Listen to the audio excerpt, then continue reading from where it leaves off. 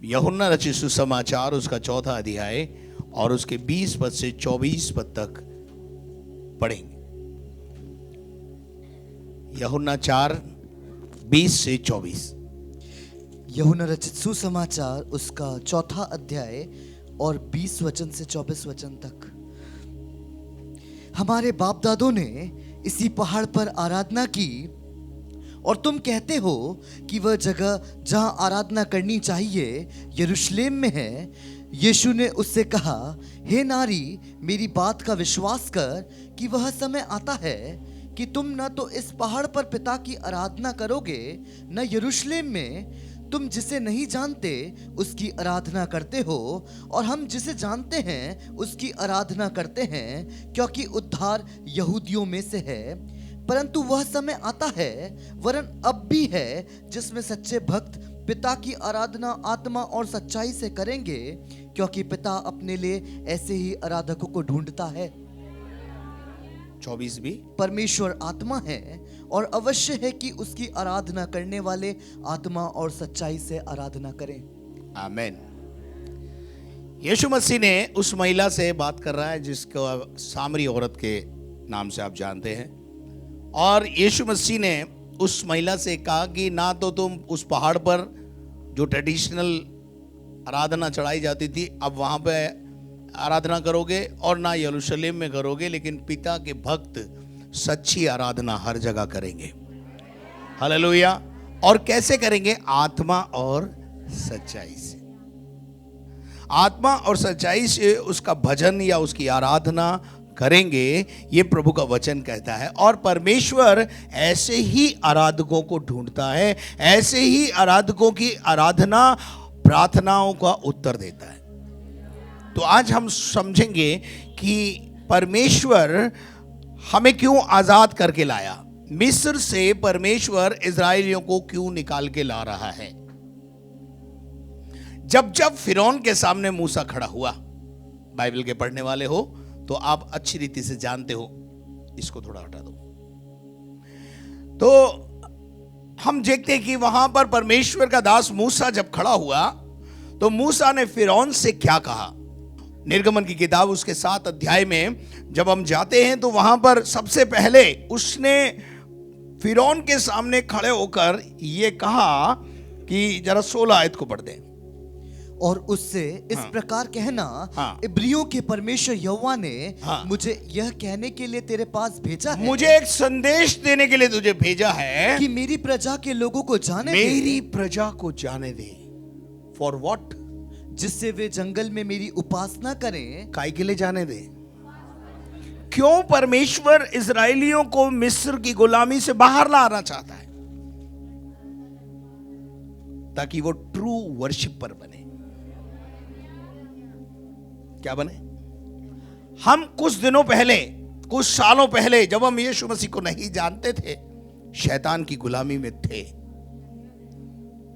शैतान की गुलामी में थे और शैतान के काम करते थे, और जो शैतान बोलता था वो हम करते थे। लेकिन प्रभु अपने अनुग्रह से हमें शैतान की गुलामी से छुड़ा के लाया,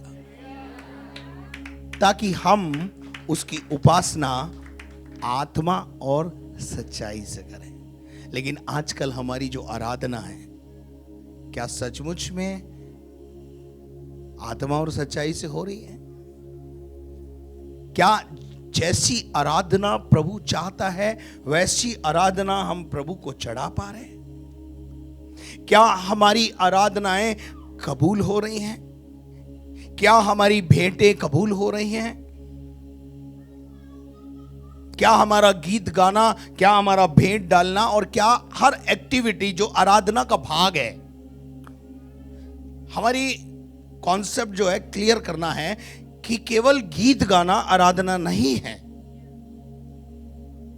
आपकी आराधना आपके घर से उस समय शुरू होती है जब प्रभु के भवन में आने का आप विचार करते हैं।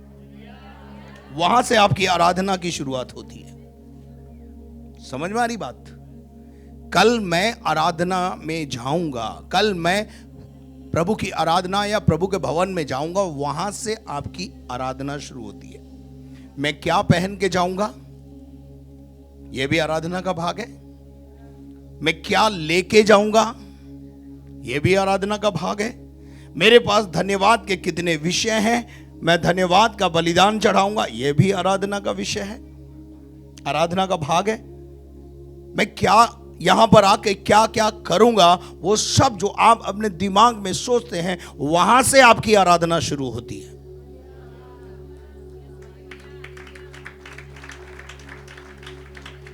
और वहीं से प्रभु आपके मन को पढ़ना शुरू करता है। कई लोग बोझ समझते हैं आराधना को, जैसे हेलमेट को बोझ समझते ना। लिसन केयरफुली, आज प्रभु ने जो मुझे बोला कि मैं आपको बताऊं, मैं चाहता हूं आप ध्यान से सुने, ताकि आपकी आराधनाएं ऊपर जाएं। आपकी होम बलि और मेल बलि जो आप प्रभु को चढ़ाते हो, स्वर्ग से आग गिरे और उत्तर आए। क्योंकि परमेश्वर ने फिरौन से कहा, जाकर फिरौन से कहे कि खुदावंद कहता है कि मेरे लोगों को जाने दे कि वो जंगल में जाके मेरी उपासना करेंगे। और जब परमेश्वर के दास मूसा ने ऐसा कहा, तो पहले तो बहुत बहाने बनाए, कौन है तू। फिर मूसा ने अपनी लाठी का चमत्कार दिखाया और बोला जाने नहीं देगा तो नील नदी का ये पानी जो है लाल कर दूंगा, और कर भी दिया। और इन बातों से परेशान होकर एक समाधान फिरौन ने दिया। पढ़िए 8:25, निर्गमन 8:25, एक समाधान। तब फिरौन ने मूसा और हारून को बुलवा कर कहा, हारून और मूसा को बुलवाया और उनसे कहा, भाई तुम लोग दोनों जो है इजरायलियों के लीडर हो, और तुम मेरी बात सुनो। हाँ, क्या? तुम जाकर अपने परमेश्वर के लिए इसी देश में बलिदान करो। लिसन केयरफुली, इसी देश में बलिदान करो। क्या छूट मिल रही है? एक लिबर्टी आ रही है, एक छूट मिल रही है। घर में आराधना करो, इसी देश में आराधना करो। आजकल ऐसा बहुत कॉन्सेप्ट चल रहा है, चर्च जाने की जरूरत नहीं है, घर में आराधना करो।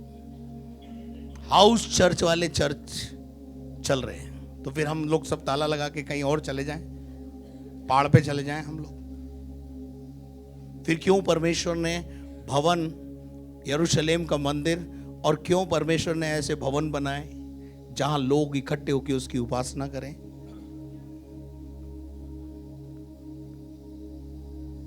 कॉन्सेप्ट गलत नहीं है, लेकिन कॉन्सेप्ट को गलत रीति से इस्तेमाल किया जा रहा है। आपका घर हमारा हाउस चर्च है, लेकिन आप बोलो जी मुझे तो भवन से कोई लेना देना नहीं है, चर्च ही क्यों जा रहे हो आप? हाउस चर्च चालू करो। एक गलत कॉन्सेप्ट है। प्रभु का भवन जो है वो भवन ही रहेगा, और यहां मिलकर हम प्रभु की आराधना करते रहेंगे। तो वचन हमें सिखाता है, हमें समझाता है कि फिरौन ने एक सलाह दी कि तुम इसी देश में उपासना करो, मैं तुम्हें इजाजत देता हूं। मूसा ने उसका क्या जवाब दिया? मूसा ने कहा, मूसा ने जवाब दिया, ऐसा करना उचित नहीं। ऐसा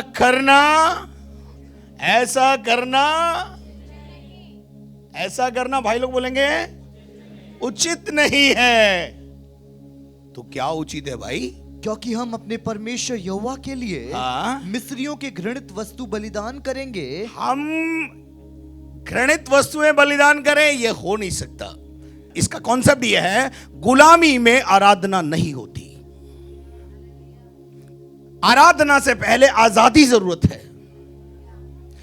और पौलुस उस बात को इस रीति से सिखाता है, समझाता है। ध्यान से सुनिए मेरी बात को। जो इंसान जो पाप करता है वो पाप का दास है, और दासत्व में आराधना नहीं होती, और दासत्व में की गई आराधना कबूल नहीं होती। आज सुबह मैं आपसे कहना चाहता हूं, यदि आप आज तक किसी पाप के गुलाम हैं, तो आपकी आराधना, एक सच्ची आराधना जो प्रभु ढूंढ रहा है, एक सच्चे आराधक को जो प्रभु ढूंढ रहा है, एक निर्मल भक्ति जो प्रभु ढूंढ रहा है। आपकी आराधना घृणित है तो पहले क्या करना है? मिस्र से आजाद होना है, पाप से आजाद होना है। मिस्र पाप को बताता है, गुलामी को बताता है, और गुलामी में नहीं आराधना होती, ये मूसा ने समझा दिया। समझ में आई कुछ? आज सुबह मैं आपको ये संदेश यहां से देना चाहता हूं, जो व्यक्ति जो पाप करता है वो पाप का गुलाम है। और यदि आपके जीवन में पाप है, छुपा हुआ पाप, कोई सा भी पाप क्यों ना हो, क्रोध भी पाप है, और फिर आप आके यहां पर हालेलुया प्रेज द लॉर्ड करो, तो आपकी आराधना, ये व्यर्थ मेरी उपासना आराधना करते हैं, ये व्यर्थ मेरी उपासना करते हैं। मरकुस के 7वें अध्याय के 6ठे पद में, 6ठे अध्याय के 7वें पद में प्रभु का वचन कहता है, ये व्यर्थ मेरी उपासना करते हैं। मेरे अजीजों, उसके बाद जब फिरौन को यह समझ में आ गया कि ये यहां आराधना नहीं करेंगे, ये जाएंगे, और फिर मूसा ने एक और चमत्कार दिखा दिया। उसके बाद फिर मूसा को फिर फिरौन ने बुलाया और एक और सलाह दी, दूसरी सलाह दी। 10:9 पढ़ो।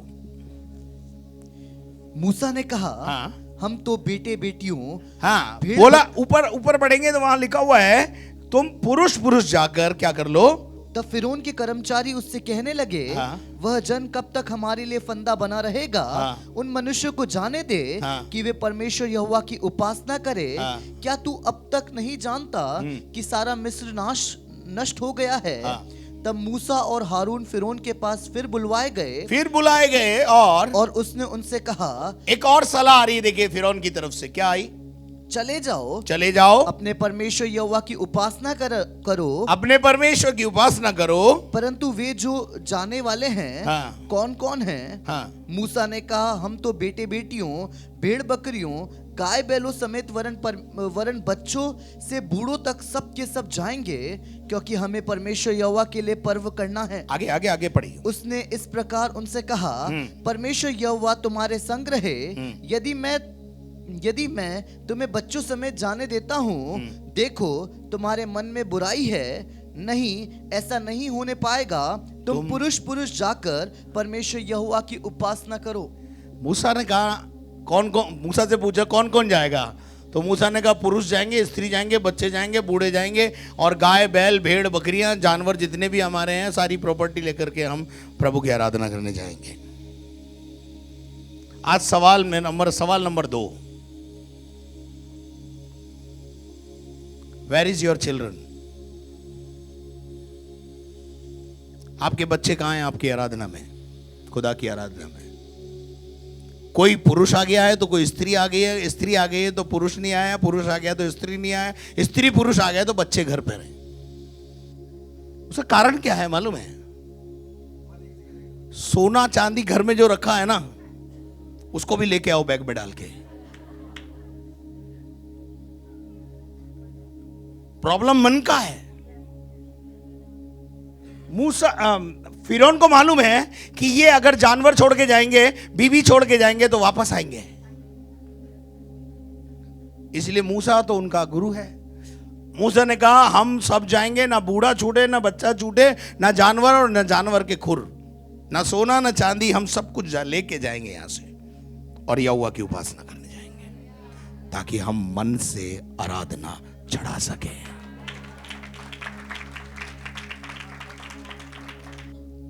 तो ये एडवाइस, बहुत सारे एडवाइजर आपको एडवाइस देंगे, फिरौन है वो आपके लिए, यहीं आराधना कर लिया करो, घर में ही आराधना कर लिया करो, 20 किलोमीटर जाने की क्या जरूरत है? आजकल हाउस चर्च का ग्रुप समय चल रहा है। और प्रभु का वचन हमें बताता है, अच्छा 8 के 28 पढ़ो, देखो वो क्या बोल रहे हैं।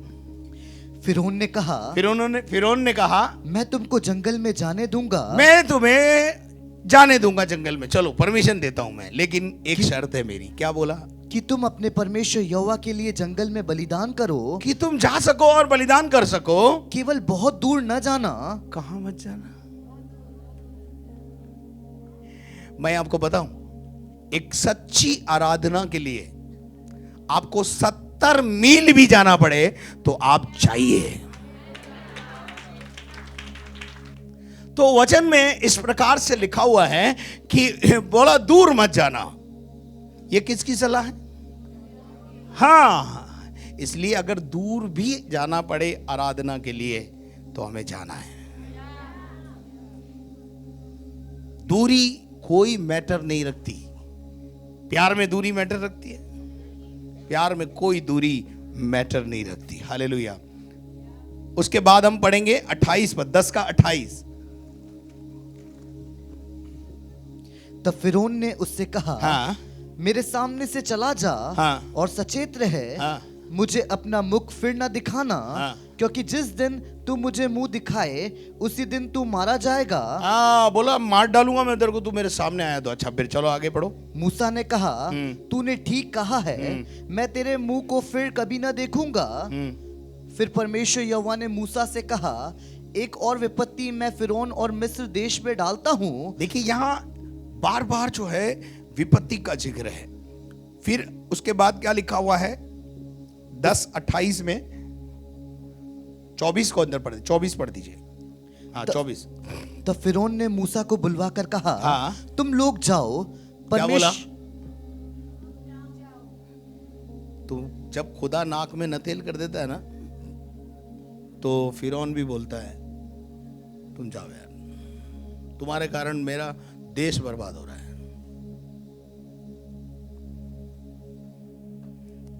कभी कभी क्या होता है, पत्नी आती है, पति नहीं आता। पति पत्नी को रोकने की बहुत कोशिश करता है। पति पत्नी पर लठ भी बरसा देता है कि नहीं जाएगी, पर वो ढिठाई पे उतर जाती है, मैं तो जाऊंगी, तुम्हें जो करना करो। फिर बाद में वो ही बोलता है, छोड़ के आऊं? क्यों? उसको पता चल गया यार ये मानने वाली नहीं है। तो इसी प्रकार से फिरौन को समझ में आ गया ये रुकने वाले नहीं है। तो फिरौन ने उनको क्या बोला? परमेश्वर यहोवा की उपासना करो। जाओ उपासना करो, अपने बालकों को संग ले जाओ, अपने बालकों को भी ले जाओ, केवल अपनी भेड़ बकरी और गाय बैलों को छोड़ जाओ। ये चालाकी है। लेकिन मूसा ने एक भी चालाकी फिरौन की चलने नहीं दी, और उसकी नाक में ऐसा चना चबाया, ऐसा चना चबाया कि अंत में उसने बोला कि भैया तुम सब जाओ, जानवर भी ले जाओ, ये भी ले जाओ, वो भी ले जाओ, तुम जाओ और तुम्हें जो करना है तुम करो। लेकिन निर्गमन के 23 अध्याय में जब हम आते हैं, आजाद हो गए, सब कुछ हो गया, लाल समुंदर पार हो गया, सब कुछ हो गया, लेकिन अब जब आराधना का समय आता है, उससे पहले एक आराधना के लिए वो तैयारी बताता है। उस तैयारी को आपको जानना है, और अगर उस तैयारी को आप नहीं समझेंगे तो आपकी भी आराधना व्यर्थ होगी। 23 का 20 सुन, हाँ, मैं एक दूत तेरे आगे आगे भेजता हूँ। परमेश्वर कह रहा है मैं तुम्हारे आगे आगे एक दूत को भेजूंगा। लोगों को कह रहा है कि मैं तुम्हारे आगे आगे एक दूत को भेजूंगा, जो मार्ग में तेरी रक्षा करेगा, जो मार्ग में तेरी अगुवाई करेगा, रक्षा करेगा, लीडरशिप करेगा, और जिस स्थान को हाँ, मैंने तैयार किया है उसमें तुम्हें पहुंचाएगा। कौन है ये लीडर? मूसा। परमेश्वर लोगों से बात कर रहा है कि मैंने तुम्हारे लिए एक लीडर नियुक्त किया है, जो तुम्हें कहां ले जाएगा? कनान ले जाएगा। मैं आपको कहां ले जा रहा हूं? कनान ही तो ले जा रहा हूं। मुझे परमेश्वर ने आपके लिए काय के लिए रखा है? ताकि मैं आपको स्वर्ग लेके जाऊं, कनान लेके जाऊं। और बीच में आप अगर गड़बड़ करोगे तो आपको डांटना भी पड़ेगा, आपको थोड़ा पुचकारना भी पड़ेगा, आपको मारना भी पड़ेगा। लीडर है तो कुछ ना कुछ बोलना भी पड़ेगा। तो मूसा के विषय में परमेश्वर लोगों को कह रहा है कि मैंने तुम्हारे ऊपर एक लीडर नियुक्त किया है, तुम उसकी लीडरशिप में चलो, उसके अंडर द कंट्रोल चलो, और तो वो तुम्हें कहां लेके जाएगा? कनान लेके जाएगा। तो पहला सिद्धांत क्या निकल रहा है? लीडर को फॉलो करो। आराधना से पहले मैं आपको प्रूव करूंगा अभी, आराधना से पहले जो आपका अगुवा है उसके साथ आपका संबंध नंबर 1 अच्छा होना चाहिए। उसका आदर करो, उसके अधीनता में रहो, उसकी बात सुनो, तब कनान है, नहीं तो जंगल में ढेर है। क्यों लोग जंगल में ढेर हो जाते हैं? क्यों आध्यात्मिक जीवन पतन हो जाता है? कईयों का जहाज डूब जाता है क्योंकि वो पादरी की नहीं सुनते। वो कानों की खुजली के कारण दूसरे प्रचारक बटोरते रहते हैं, और वो प्रचारक आके यही बोलते हैं हाउस चर्च चालू करो, घर में ही आराधना कर लो, वहां जाने की क्या जरूरत है। उल्टी सीधी शिक्षा देते हैं। सबसे पहली बात, पहला सिद्धांत आराधना से, जिसने तुम्हें बाइबल पढ़ना सिखाया, तुम्हें बाइबल खोलना सिखाया, तुम्हें प्रार्थना करना सिखाया, तुम्हें मिस्र से बाहर लाया, शैतान के हाथ से छुड़ाया, उसकी प्रार्थनाएं आपने उसके प्रयासों को देखा। एक एक जैसे एक माँ बच्चे को जन्म देती, वो बर्थ पेन उसने सहन किए, उसके बाद इतने बच्चे पैदा हुए हैं। और आज बच्चे जो हैं, जब माँ बाप का कहना नहीं मानते, कैसा लगता है आपको? बुरा लगता है ना। प्रभु का वचन कहता है, अब सुनो आगे और क्या कहता है, उसके सामने सावधान रहना। उसके सामने कैसा रहना? उसके सामने क्या रहना है? सावधान रहना है। सावधान रहने का मतलब क्या है? जब उसके सामने खड़े हो, उसका आदर करना है। फिर उसके बाद और उसकी मानना। और उसकी यहोशापात दूसरा इतिहास उसके 20 पद में बोलता है, 20 अध्याय के 20 पद में बोलता है। यहोशापात क्या बोलता है? पढ़िए। वे सवेरे उठकर हाँ। तकाओ के जंगल की ओर निकल गए, और चलते समय यहोशापात ने खड़े होकर, यहोशापात राजा ने कहा, हे यहूदियों, ऐ खुदावंद के लोगों, ऐ परमेश्वर के लोगों। ये बात परमेश्वर के लोगों से बोल रहा है राजा। क्या बोल रहा है? हे यरूशलेम के निवासियों, हे खुदावंद के निवासियों, आगे मेरी सुनो। मैं कुछ भेद की बात बताने जा रहा हूं। विजय का झंडा कैसे फहराया जाता है वो बताने जा रहा हूं। दुश्मन पर विजय कैसे मिलेगी, परिस्थिति पर विजय कैसे मिलेगी, वो बताने जा रहा हूं। हाँ। अपने परमेश्वर यहोवा पर विश्वास रखो। नंबर 1 वो कहता है खुदा पर भरोसा रखो। नंबर 2, तब तुम स्थिर रहोगे। तुम क्या रिजल्ट क्या है उसका? स्थिरता आएगी तुम्हारी लाइफ में। जो तुम्हारा अभी जो है ना, तुम्हारे डावाडोल जिंदगी है ना, वो स्थिर हो जाएगी। नंबर 2, उसके नबियों की प्रतीति करो। क्या बोला रे? ये नबी कौन है? लीडर, अगवे, पासबान, भविष्यद्वक्ता जो प्रभु ने तुम्हारे लिए रखे, उनकी प्रतीति करो। उनकी प्रतीति करो, यानी उनकी बात मानो, तो तुम कृतार्थ हो जाओगे। कृतार्थ का क्या मतलब होता है? इंग्लिश में लिखा है सक्सेस आएगी। सक्सेस, सफलता। बिजनेस में सफलता चाहिए? आ जाओ, मानो प्रभु के दास की बात। नौकरी में सफलता चाहिए? मानो प्रभु के दास की बात। और प्रभु का दास क्या अपने यहां से कोई लिख के लेके आता है क्या? कुछ बताता कहीं में से है? वो प्रभु का दास वही है जो बाइबल से बताता है हर बात। आप परमेश्वर के दास को हृदय की गहराई से आदर देना शुरू करो, उसकी बात मानना शुरू करो, आप देखेंगे आप सफलता की ओर बढ़ने लगेंगे। मुंह देखा तिलक नहीं चलेगा। मुंह देखा तिलक क्या है? सामने अरे पादरी साहब आप जैसा तो कोई है नहीं, और पीठ पीछे इस जैसा पादरी नहीं है।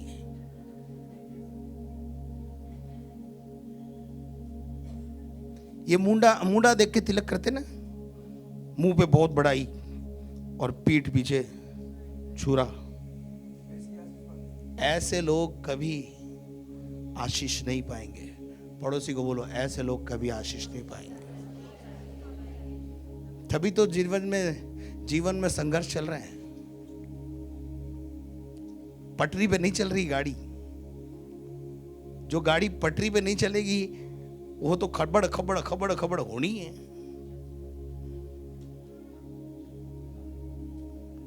वचन कहता है, पढ़ो बेटा, आगे पढ़ो। उसका विरोध न करना। क्या नहीं करना? ये आराधना से पहले की तैयारी बता रहा हूं आपको मैं। क्या बता रहा हूं? हाँ, ये जो आप आके यहां ताली बजाते हो ना, उससे पहले कुछ सीखना है। तब वो आपकी ताली, तब आपकी भेंट, और तब आपका दशवांश, और तब आपका वचन सुनना, और सब कुछ जो आप प्रभु के लिए कर रहे हो वो ग्रहण योग्य होगा। I will prove you by this word. क्या लिखा है? उसका विरोध न करना। उसका, पड़ोसी को बताओ, परमेश्वर के दासों का विरोध नहीं करना है। ये क्या है? आराधना से पहले की तैयारी है। आमेन। विरोध मत करना, लेकिन आपके तो बात में विरोध है। तो प्रभु का वचन कहता है उसका विरोध नहीं करना, और क्योंकि वह तुम्हारा अपराध क्षमा न करेगा। हाँ, अपराध क्षमा तो प्रभु ही करेगा, लेकिन इसलिए क्यों उसका विरोध नहीं करना है? क्योंकि उसमें मेरा आत्मा रहता है। कौन रहता है? पास्टर में कौन रहता है? मूसा में कौन रहता है? अब जिसमें परमेश्वर का आत्मा रहता है उसका तुम विरोध करो, तो किसका विरोध कर रहे हो? तो अल्टीमेटली किसका विरोध हो गया? और जिसकी आराधना करने जा रहे हो वो कौन है? और विरोध किसका कर रहे हो? तो जिस डाली पे बैठे हो उसी को काट रहे हो, तो तुम कौन हो? हाँ, वो गिरेंगे। पहले परमेश्वर के दास का आदर करना सीखो, उसके बाद आराधना।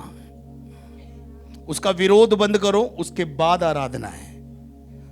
उसका हृदय की गहराई से आदर सम्मान करना सीखो, उसके विरुद्ध में उल्टी सीधी बातें बंद करो, तब आराधना है। आगे चलते हैं अपन, चलो जल्दी से पढ़ो। यदि तू सचमुच उसकी माने। ये सचमुच और झूठ-मूठ क्या है? ये वही है, मुंडा देख के तिलक करना। चलिए आगे बढ़िए। और जो कुछ मैं कहूं वही करे, तो मैं तेरे शत्रुओं का शत्रु। तो प्रभु कहता है मैं तेरे शत्रुओं से भी मैं निपट लूंगा, तेरे दुश्मनों को मैं निपटूंगा। मनुष्य का शत्रु कौन है? मनुष्य का शत्रु है गरीबी, बेरोजगारी, बीमारियां। ये कौन है? ये मनुष्य के शत्रु है। आपका किसी से टंटा हो गया, वो शत्रु नहीं है। मनुष्य का शत्रु बेरोजगारी है, मनुष्य का शत्रु गरीबी है, बीमारियां हैं, बंधन है।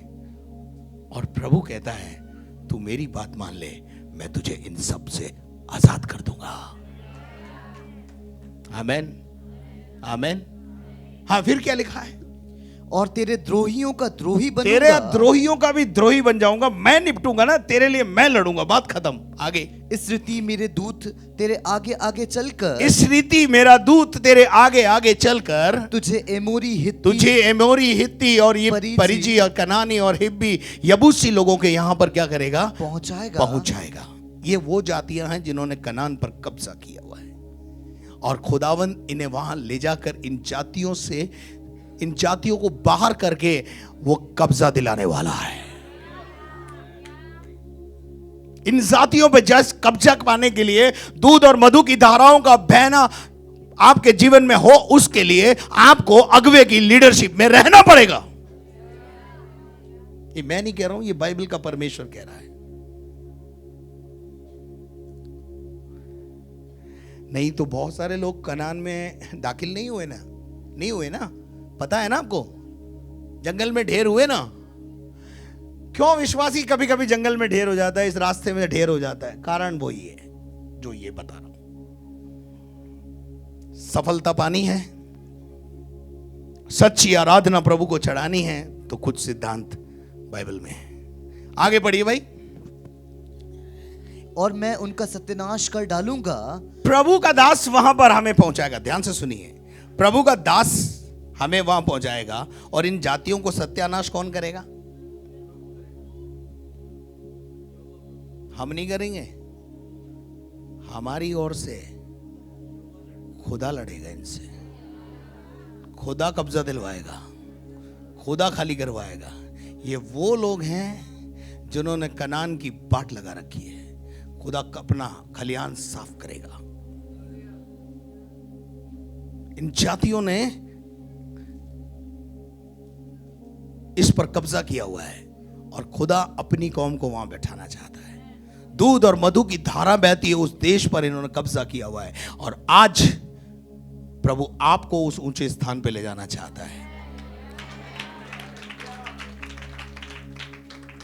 क्या नहीं समझे? सच्चाई और ईमानदारी से प्रभु की आराधना उपासना करो। और तू अपने परमेश्वर यहोवा की उपासना करना। अब सुनो, 24 अध्याय आयत से लेकर 20 आयत से 24 आयत तक इंस्ट्रक्शंस ही इंस्ट्रक्शंस हैं। 25वीं आयत में जब हम घुसते हैं तब वो कहता है ये सब कुछ करने के बाद तू उपासना करना। क्या आप मेरे साथ हैं? क्या आपको बात समझ में आई? क्या क्या करना पड़ेगा वो मैंने आपको बताया। फिर आकर आराधना करना है, तब तेरी आराधना लिखा है। और तुम उस इन सब कामों को करने के बाद तुम अपने परमेश्वर यहोवा की उपासना करना। तब बोलो, तब पड़ोसी को हिला के बोलो, तब तेरी प्रार्थना सुनी जाएगी, तब तेरी आराधना सुनी जाएगी, तब तेरी भेंट स्वीकार की जाएगी, तब तेरा गाना बजाना आशीष का कारण बनेगा। इसका मतलब इससे पहले जो कुछ हम कर रहे हैं वो पड़ोसी को बताओ व्यर्थ है, व्यर्थ है, व्यर्थ है। तेरा दान देना, तेरा दशमांश देना, तेरे भेंट देना, तेरा यहां आके गीत गाना, दरी गरम करना, कुर्सी गरम करना,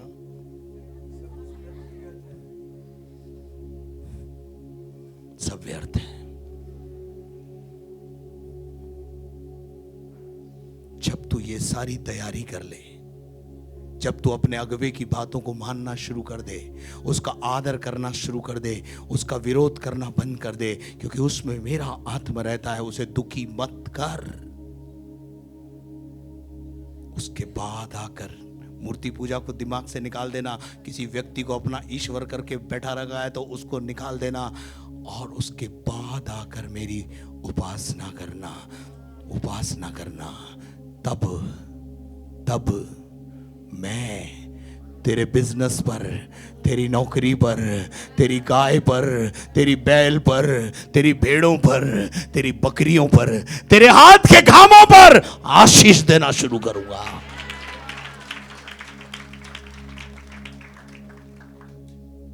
तू कमाएगा और तू ही खाएगा, तू बनाएगा और तू ही बसेगा। ऐसा नहीं होगा कि तू कमाएगा और डॉक्टर खाएगा।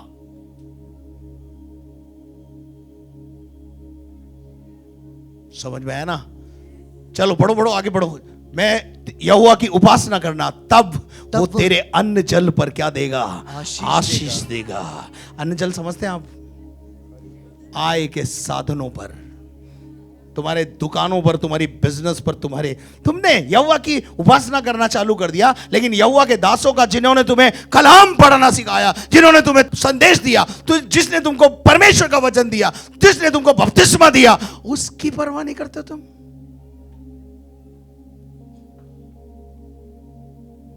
उसका आदर इसलिए करवाता है प्रभु कि उसके अंदर खुदा का आत्मा रहता है। इसलिए पहले ये सीखो, उसके बाद आराधना करना, तब वो तुम्हारे अन्न जल पर आशीष देगा। आगे बढ़िए, आगे बढ़िए, अभी खत्म नहीं हुआ है, आगे बढ़िए। और तेरे बीच में से रोग दूर करेगा। नंबर 2, आराधना जब तू करेगा, कौन सी आराधना? ढोंग से भरी आराधना, सच्ची आराधना। जब तू चढ़ाएगा, तेरे बीच में से, तेरे घर में से, तेरे शरीर में से बीमारियां जाने लगेंगी। बीमारी कौन है? हमारा शत्रु है। बीमारी क्या करता है? हमारा सारा बैंक बैलेंस खा जाता है। खाता है कि नहीं खाता है? प्रभु क्या कहता है? तू मेरी उपासना कर, सच्चाई और ईमानदारी से उपासना कर, वो आराधना कर जो मैं पसंद करता हूं। तब तेरे बीच में से, तेरे घर में से बीमारियां 9 तो 11 होने लगेंगी। प्रभु ने बोला था ना, मैं तेरे शत्रुओं का शत्रु और मैं तेरे द्रोहियों का द्रोही बनूंगा। आप छोटी सी आराधना चढ़ा के, मैगी प्रार्थना करके और सब कुछ ढोंग बरा करके, प्रभु बीमारी क्यों नहीं जा रही? इसलिए नहीं जा रही कि you are not true worshipper. तू अभी भी पादरी का विरोध करता है, तू अभी भी पादरी की अधीनता में नहीं है, तू नियम और विधि विधानों के अंतर्गत नहीं है, तू अनुशासित नहीं है। जो लेट आते हैं वो क्या अनुशासित है? नहीं है। फिर बोलते हैं दिन खराब चलेंगे, क्योंकि तू हमारी नहीं सुनता, खुदा तेरी नहीं सुनेगा। माध्यम तो परमेश्वर ने रखा है ना धरती पर। तुम्हें कौन बोलेगा? स्वर्गदूत आके बोलेगा टाइम पर आओ। पहले अनुशासन में आओगे, अधीनता में आओगे, वो आराधना जो प्रभु को पसंद है वो करने के बाद, जो कुछ प्रभु को पसंद है वो करने के बाद जब तुम आराधना करोगे, तुम्हारी आराधना इस छत को फाड़कर ऊपर चली जाएगी। क्यों गाना गाते हैं हम? स्तुति आराधना ऊपर जाती है, आशीष लेके नीचे आती है। क्या आप मेरे साथ है? मैं तेरे बीच में से क्या दूर करूंगा? बीमारियां दूर करूंगा, रोगों को दूर करूंगा, तू भला चंगा रहेगा। आगे बेटे, तेरे देश में न तो किसी का गर्भ गिरेगा। क्या नहीं गिरेगा? क्या नहीं गिरेगा? तेरे देश में किसी का गर्भ, कच्चे फल नहीं गिरेंगे। कभी कभी आपको लगता है ना, काम बनते बनते बनते बनते बिल्कुल नजदीक आ गया काम, बस कल ज्वाइनिंग है, आज फेल। काम बनते बनते बिगड़ जाना, फल का कच्चा गिर जाना बराबर है। प्रभु जब आपके जीवन में काम करेगा, पका के करेगा, पकाएगा। और पका हुआ आम कैसा लगता है? हालेलुया। वो मन को संतुष्ट कर देता है, करता है ना? हाँ जी, पढ़ो आगे। और न कोई बांझ होगी, ना कोई बांझ होगी। बांझपन खत्म करेगा हमारी लाइफ से। आगे, और तेरी आयु मैं पूरी करूंगा। तेरी उम्र को मैं क्या करूंगा? दराज करूंगा। मैं तेरे को दीर्घायु से तृप्त करूंगा। आगे बेटे, जितने लोगों के बीच तू जाएगा, लिसन केयरफुली, लिसन। अब जितने लोगों के बीच में तू जाएगा, if you are true worshipper, true worshipper जिधर भी जाएगा वहां वातावरण बदलेगा। क्योंकि वो किसको लिए फिर रहा है? मसीह की खुशबू को लिए फिर रहा है। आपके जाने से वातावरण बिगड़ता है या सुधरता है? वो तो आपको पता। लेकिन बाइबल का परमेश्वर कहता है, जिधर तू जाएगा मैं तेरे संग जाऊंगा। मैं वातावरण को बदलूंगा, मैं परिस्थितियों को बदलूंगा, मैं तुझे ऐसा बना दूंगा, तेरे पांव घुमाने से लोगों के घरों में बाहर आ जाएगी। हमारे पांव को अभिषेक देगा। आमीन। आगे बढ़ो। उन सबों के मन में मैं अपना भय पहले से समवा दूंगा। क्या क्या समवा दूंगा? वो यहोवा का भय मानने लगेंगे और साथ साथ तेरा भी भय मानेंगे। और कि उनको व्याकुल कर दूंगा। क्या कर दूंगा मैं उनको? क्या कर दूंगा मैं उनको? नींद छीन लूंगा उनकी। और तेरे दुश्मनों की बात हो रही है। आगे, और मैं तुझे सब शत्रुओं की पीठ दिखाऊंगा। आप शत्रु का पीठ देखना चाहते हो? आप शत्रु की पीड़ देखना चाहते हो? बीमारी का एंड देखना चाहते हो? बंधन का एंड देखना चाहते हो? ये शत्रु है ना हमारे, इनका एंड पीठ। पीठ का क्या मतलब होता है? भाग रहा आपके पास से, तभी तो पीठ दिखेगी। प्रभु का यह वायदा है, एक ट्रू वर्शिपर के सामने कोई परिस्थिति खड़ी नहीं रहेगी, उसको भागना पड़ेगा। मुझे एक बहुत अच्छी बात याद आ गई। 28 तक इसको पूरा कर दे, तब मैं आगे बढ़ूंगा। और मैं तुझसे पहले बर्रों को भेजूंगा जो हिब्बी, कनानी और हित्ती लोगों को तेरे सामने से भगा के दूर कर देगी। खुदा बाप खुद ही कर देगा। हमको लड़ना नहीं पड़ेगा इस लड़ाई में। क्या हमको केवल प्रार्थना करना है, प्रभु सब करेगा अपने आप। इस लड़ाई में हमें लड़ना नहीं पड़ेगा, हम खड़े खड़े देखेंगे और प्रभु काम करेगा। हालेलुया। क्या आप मेरे साथ हैं? क्या आपको मेरी बात समझ में आ रही है? हालेलुया। परमेश्वर ऐसा काम करेगा, प्रभु अद्भुत कार्य करेगा। हालेलुया। तुम्हें लड़ना नहीं पड़ेगा, तुम्हें लड़ना नहीं पड़ेगा, तुम्हारा परमेश्वर तुम्हारे लिए उपाय करेगा। क्या आप मेरे साथ हैं? हालेलुया। वो तुम्हारे शत्रुओं को, तुम्हारी शत्रुओं की पीठ तुमको दिखवाएगा। अगर आप देखना चाहते हैं तो आप ट्रू वर्शिपर बनिए। ये सब कुछ किसके लिए होगा? सच्चे आराधक के लिए। आराधना की कुछ परिस्थितियां मैंने आज आपको बताई। आराधना बंधन में नहीं होती है। हम अपनी जिम्मेदारियों से भागेंगे तो हमारी आराधना कबूल नहीं है भाई। हमको अपनी जिम्मेदारी निभाना आना चाहिए। और प्रभु का वचन हमें जो सिखाता है कि हम उसकी आराधना आत्मा और सच्चाई से करें। आत्मा और सच्चाई से भजन करेंगे, ऐसे ही भजन करने वालों को प्रभु ढूंढता है। और परमेश्वर अपना अभिषेक हमें देता है।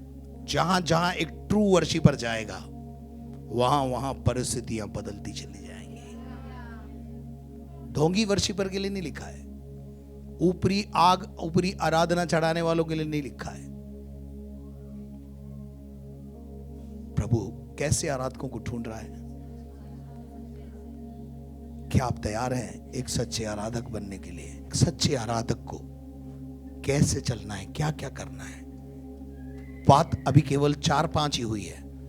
बात आराधना के विषय में बहुत कुछ है, लेकिन आज संदेश यह है, गुलामी में आराधना नहीं होती। अगर आपके जीवन में पाप है, छुपा हुआ पाप, ऐसे वर्शिपर प्रभु को नहीं चाहिए। समझ में आ रहा है कुछ?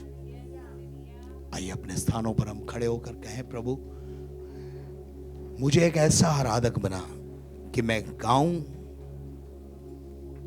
तो तेरे पास मेरा गाना पहुंच जाए। मैं भेंट चढ़ाऊं तो मेरी भेंट और मेरा दान और मेरा दशवांश तेरे पास पहुंच जाए। मेरी होम बलि और मेरी मेल बलि तेरे पास पहुंच जाए।